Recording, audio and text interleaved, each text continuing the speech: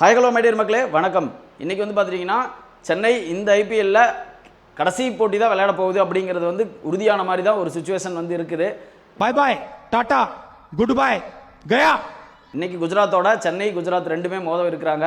இந்த போட்டியில் வந்துட்டு ரன் ரேட் அடிப்படையில் ஜெயித்தாலும் நம்மளுக்கான வாய்ப்பு வந்துட்டு மிக மிக குறைவு. காரணம் 3 டீம் இதுக்கு மேலே வர மேட்ச் எல்லாமே தோக்கணும். எதுனா பஞ்சாபு, கேகேஆர், அப்புறம் ராஜஸ்தான் வந்துட்டு தோத்தாங்கனாவே இன்றைக்கி நல்ல ரன் ரேட்டில் நம்ம அடித்து வச்சு ராஜஸ்தான் தோத்தாங்கன்னா நம்மளுக்கு சான்ஸ் இருக்குது. பட் இந்த 3மே நடக்கிறதுக்கான வாய்ப்பு இல்லை. அதுக்கும் மேலே இன்னைக்கு நம்ம ஜெயிக்கிறதுக்கும் வாய்ப்பு இல்லைங்கிற மாதிரி தான் தோணுது. ஏன்னா நம்ம எல்லா மேட்சும் எக்ஸ்பெக்ட் பண்ணி நம்ம ஜெயிச்சிருவோம்னு பார்த்தாலுமே கடைசியில் வந்து நம்மளுக்கு என்னவோ ஏமாற்றம் தான். அல்லாரா யாக்கர் போல போடுறா, யாக்கரை போடுறா, அழகான கேட்ச விட்டு உட்காந்துருக்காங்க மானகட்ட. தலை தோனியை பார்த்துருந்தா கூட இந்த ஐபிஎல் வந்து ஒரு மாதிரி திருப்திகரமாக போயிருந்திருக்கும் அப்படிங்கிற மாதிரி தோணுச்சு. அது அந்த கொஸ்டினுக்கு தான் நீங்களும் வரீங்கன்னு எனக்கு தெரியும்.